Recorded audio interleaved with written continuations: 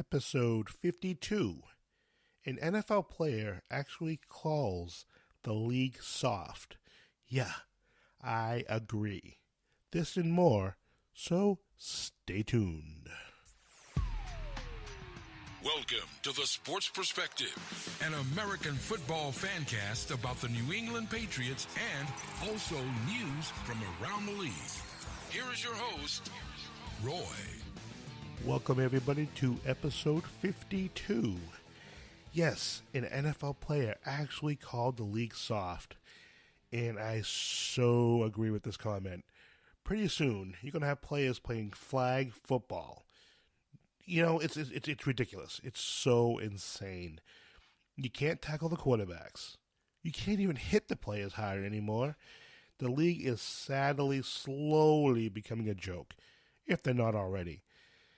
They don't want any hitting in football. What is up with that? Football is about hitting. If you don't want hitting in football, take the pads off, take the helmets off. This is getting so embarrassing for the league as far as I am concerned. But I digress. So you guys know, if you like this show, like and subscribe so you don't miss any future episodes. And I'm telling you guys, I'm going to be getting more into this over the course of the year, I'm sure. I really believe you're going to have more players saying this. If you're a football fan, if you grew up a football fan, I grew up in the 80s, aging myself a bit, but I grew up in an era where you were allowed to whack the players. You could hit a player hard. It was, let's see how hard I can hit this guy. That was football. Now, you can't breathe on them without getting a penalty. It's insane. But let's get into the news, people. Hey, the Jaguars have signed ex-Giants first-round draft pick Ereck Flowers. So the Giants get rid of Flowers because he wasn't doing his job and he sucked. The Jaguars are hoping they can turn him into a player. Good luck to the Jaguars. They have more problems than signing this guy. Maybe it's me, but the Jaguars just seem different this year. They don't seem like the kick-ass defense. The offense is ridiculous. I don't know. Can't put my finger on it, but they're just not the same. I question whether they'll even make the playoffs. Yeah, it's a far stretch, but man, the way they're playing, I wouldn't be surprised. And speaking of the Giants, this team is so a mess. Odell Beckham gets this huge contract, so you think he would become a team leader. Yeah, no. Not at all. You got Eli Manning, who looks confused and so disinterested. And then they're just a bad team. Just a bad team right now. Just not good. And through all this, Eli Manning is stating he can still play football. He's not showing it very well. He needs to show it if that's the case. If you can play football, show it. Talk is cheap. Show us what you can do. And how about the Buccaneers? Going back to Jameis Winston, making him the face of the team. Yes, Jameis Winston is now the face of the Buccaneers again. This team has no idea what they're doing. Jameis Winston is not going to win you a championship. It's not going to happen. He may not even get you to 10 wins this season. So go ahead. You make Winston the face of your franchise, good luck. Good luck with a high draft pick, because that's all you're going to be getting is a high draft pick. And speaking of draft picks, the Raiders secretly won a first-round draft pick for Amari Cooper. What? What are you talking about? Now, they're not publicly saying this, but internally, the great John Gruden is saying he wants a first-round draft pick if they decide to trade him. I love Amari Cooper. I was a fan at Alabama when he was there. I'm a fan today. And I'd love the Patriots to get him on the team in a second. But the way he's playing this year, he is not worth a first-round draft pick. No way. No way I'd give up a first-round draft pick for him. John Gruden, who has built a horrible team, get rid of Mac, and now he wants to get rid of Cooper. I think they should just trade Gruden and start over. It looks more and more like Gruden has no idea what he's doing. And supposedly he said if it shows that he can't do it anymore, he'll walk away. It may be time to walk away, my friend. And the Bucs, because they suck, fired their defensive coordinator Mike Smith. Yes, they fired Mike Smith because the defense was inept. This team has all sorts of problems. Offense, defense, special teams, coaching. They're bad. And I'm getting the feeling this team is going to get a lot worse before it gets any better. Yep, a lot worse. And how about Emmanuel Sanders from Sunday afternoon? He actually called the league soft. Yes, Emmanuel Sanders called the league soft. And here's what happened. Sanders, who caught a pass and got the ball all the way to the 1-yard line, almost scored a touchdown. It was about a 44-yard play. Sanders approached the DB Hill, who was covering him, wagging his finger at him. Sanders was then flagged for taunting. A 15-yard penalty, which killed the Broncos because it moved the ball back to the 16-yard line. Denver ended up settling for a field goal and ended up losing 23-20. I'm going to let you absorb that for a moment. Sanders said, and I quote, "I was just pointing at him saying, I got you on that play." Unbelievable. Let me just say this to the NFL, because I know they're not listening, but if they were, these are grown men. They're not kids. Yeah, high school kids, junior high kids, peewee, you shouldn't do that. But grown-ass men, yeah, let them. Let them point at each other. It's football. You know, I've never been a politically correct person, but damn, come on, people. He pointed at him.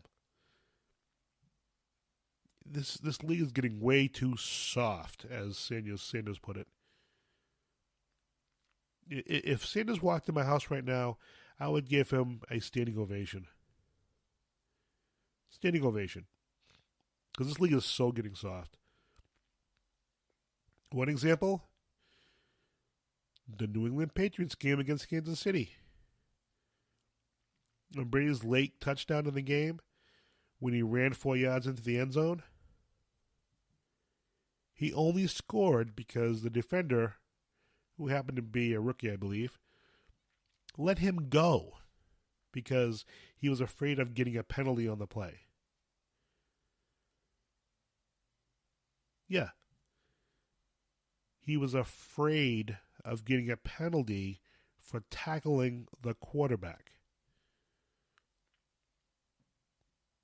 When a defender is afraid of tackling the quarterback, there's a problem. He was going to be sacked. Brady didn't fight out of it. Brady wasn't going to break the tackle. He was going to be sacked. The defender just stopped and let him go.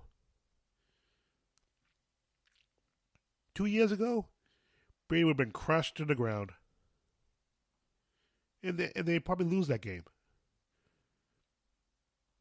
The NFL is basically becoming like two-hand touch. Remember anybody out there when they played football as a kid? Two-hand touch? Yeah. That's going to be the league pretty soon. This is what the league's turning into. Everyone, you need to understand, Football is a rough sport. I've said it before. And I know they're trying to protect the players. I get that. But you have to balance it with the fact that it's a violent game. It's not a game for people who are afraid to get hit, who are afraid of a little pain. This is a game for tough people.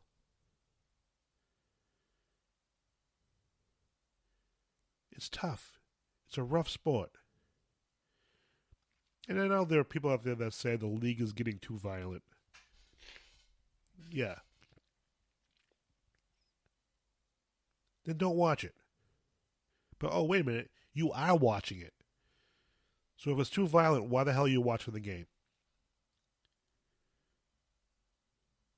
People drive by car accidents all the time. They have to look.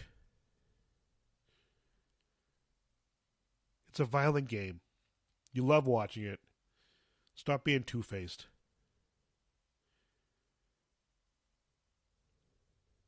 To all the whiners and complainers, cut the crap. Football is a rough sport. Get over it. Move on. All right. That's my rant. I get out of that. So how about some Patriots news? Let's get happy for a little bit. Well, this isn't too happy. The fan is banned from Gillette Stadium.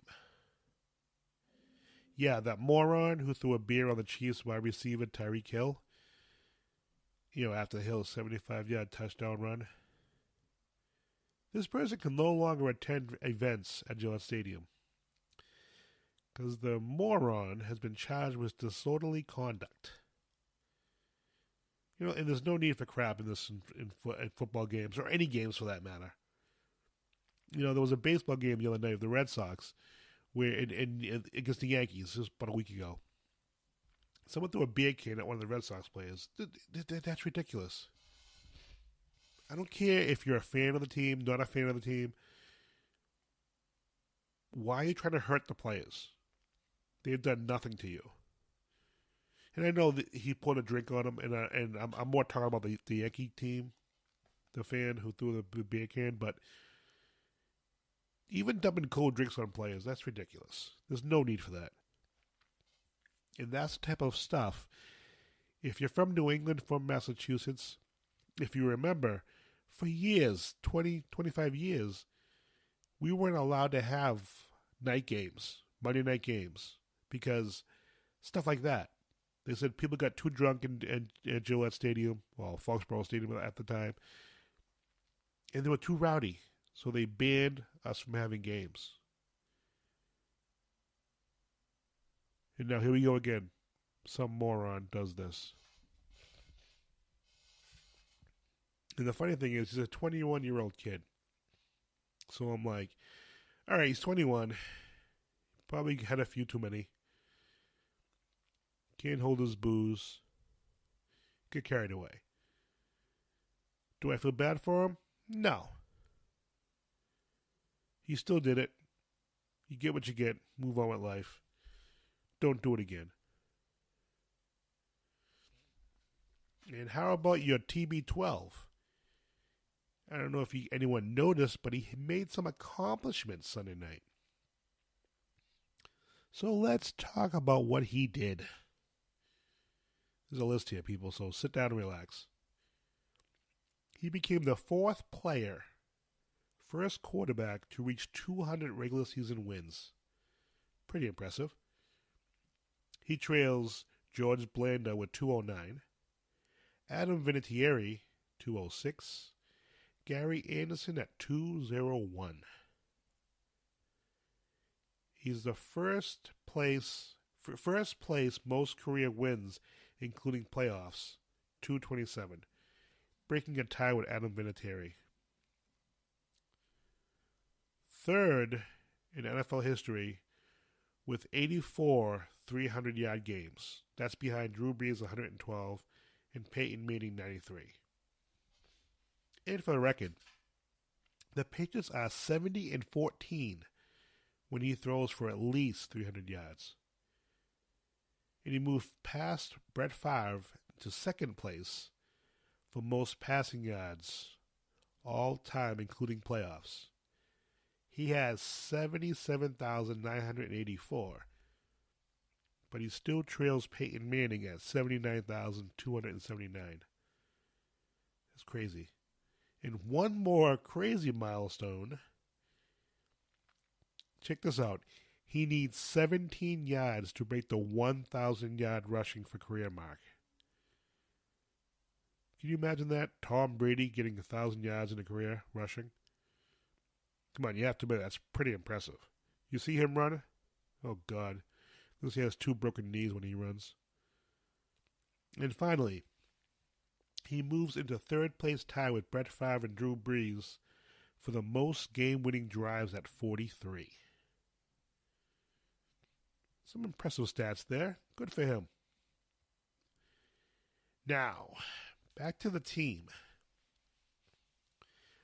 Quietly last week, the Patriots had some free agent workouts, and they worked out defensive end Will Clark out of West Virginia, quarterback Connor Cook out of Michigan State. That's pretty interesting. Linebacker Kasem Edeli, Edeali, however you say that, from Boston College, ironically. Wide receiver Devin Cross from Colorado, and tight end Shane Wyman, Northern Illinois. So, this Connor Cook thing sounds kind of interesting. I saw him play for the last couple of years at Michigan State. He did pretty well. I wonder if they might try to bring him in here. That could be pretty interesting. Another young quarterback coming in. And how about some Josh Gordon news? I guess he's part of the reason he's saying that he's picking up the offense so well is that he and Brady talk football all day long. Maybe this is why Brady has some trust in him, because they talk football so much. Which is good news for the offense, because I'll say it again, Gordon can be a big player for this team going forward. If he can stay clean, stay dry, just do his job, this could be a special offense. This could be really, really big. And the fact that he and Brady, people that don't follow the Patriots very much, Brady has a hard time trusting people, especially receivers. Over the years, he has had a tough time doing it. So the fact that he's trusting him so quickly is pretty impressive. Pretty impressive. What's not impressive is cornerback Stephan Gilmore.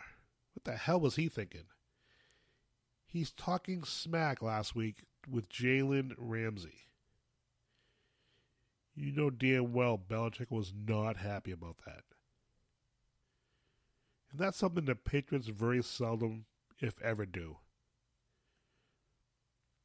Where are these leaders on Patriots defense to shut people up when they do stupid stuff like this? That's one thing that's missing from this team. Hopefully someone stepped up and said, hey, we don't do that here. Cut the crap. They got a big game with the Chiefs, and he's worried about Jalen Ramsey. He should have been worried about getting his butt beat several times for touchdowns.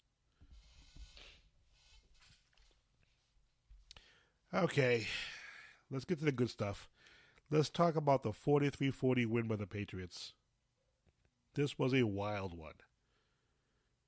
Now, this is going to be a stats section. Definitely going to go over some stats.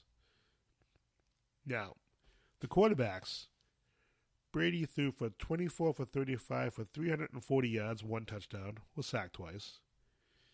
Mr. Mahomes, who I bow to, he had a great game. Kid looks for real.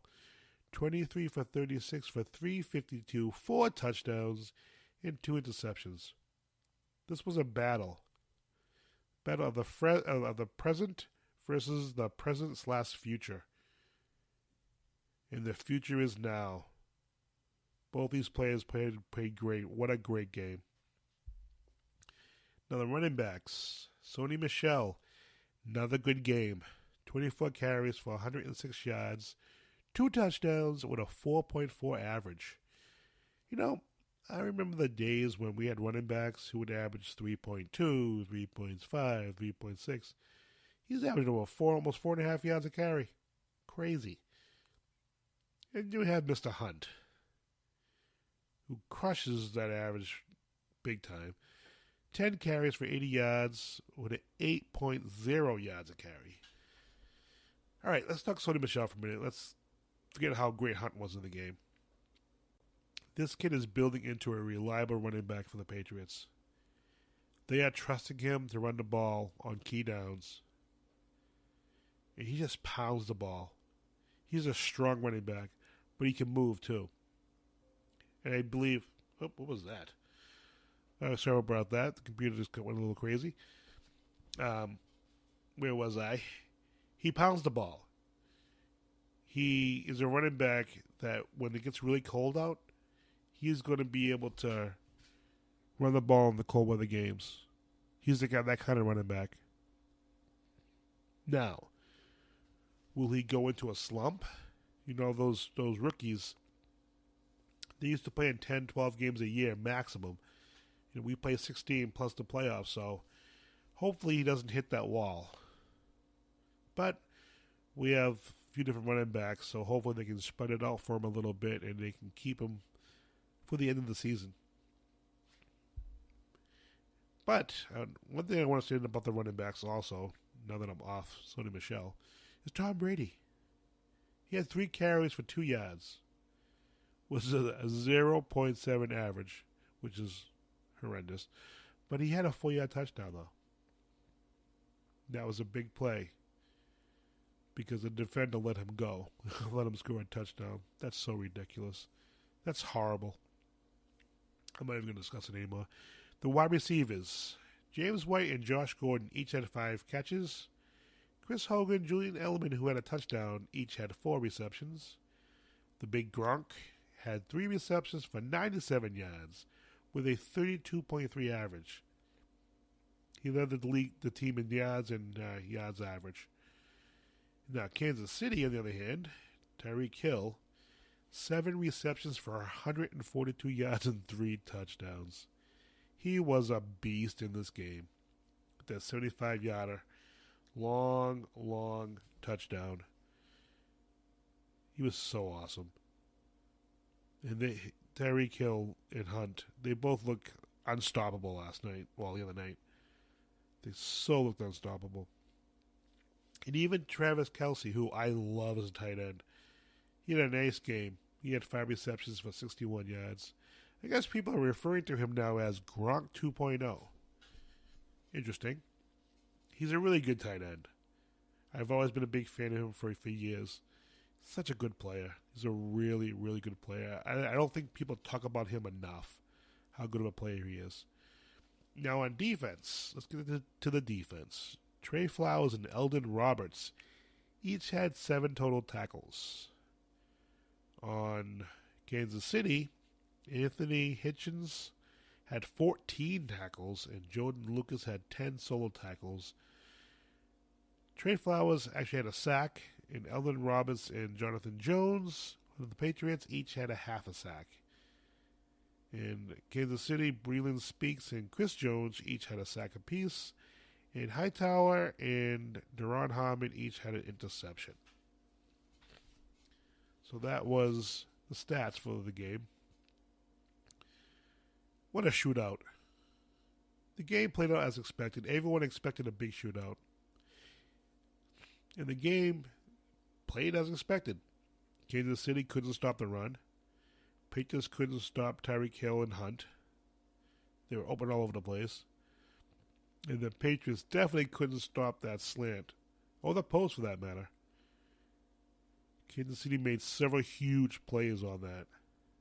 And they probably would have made several more, except the Patriots, at key moments, actually got a little pass rush.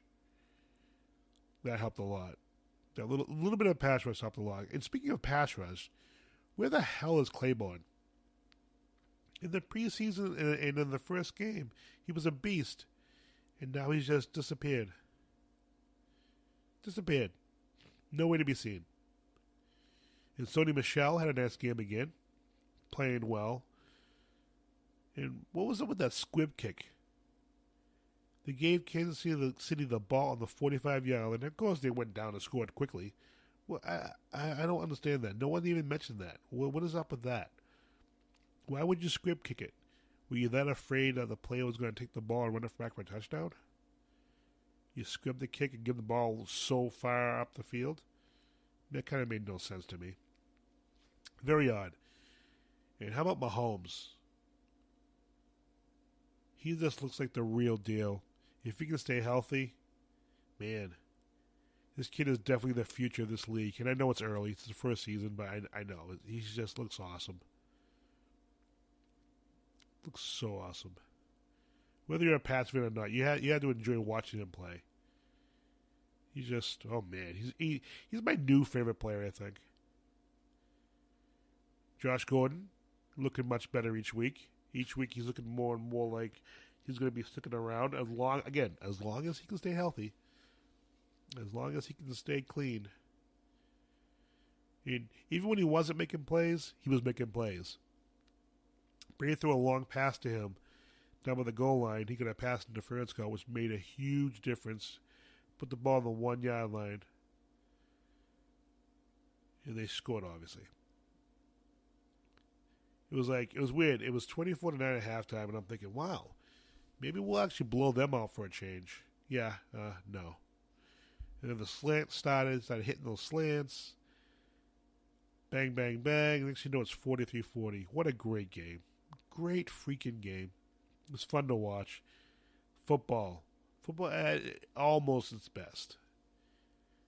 If you could hit the players, it'd be a little better.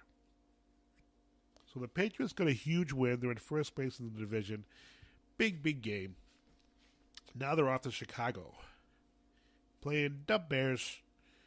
Sunday the 21st at 1 p.m. on CBS. Now this Bears team is pretty good. They have a good young quarterback. Good running game. Very good running game. They got Mac on defense, who's a beast. But they had trouble in Miami, so which team will we get? Will we get the team that played lights out against Green Bay? Or we're going to get the team that played against Miami? That's the question. But either way, this is going to be another challenge for the Patriots. This is a tough team. Whether they play tough or not, it's a different story. But this is going to be a tough game. But I think the Patriots will win. 31-21, I'm saying. Mark my words. We'll see. 31-21. That's my story, and I'm sticking to it. All right, everybody. That's the show for today. If you listen on Spreaker, Google Podcasts, Stitcher, Spotify, like and subscribe. Apple Podcasts, please subscribe, rate, and review. And if you have any questions, comments, want to give your perspective on what was discussed, you can reach me on Facebook, Roy Brady, email sportsperspective17@gmail.com, Twitter, Roy Brady Jr. Until next week, bye-bye.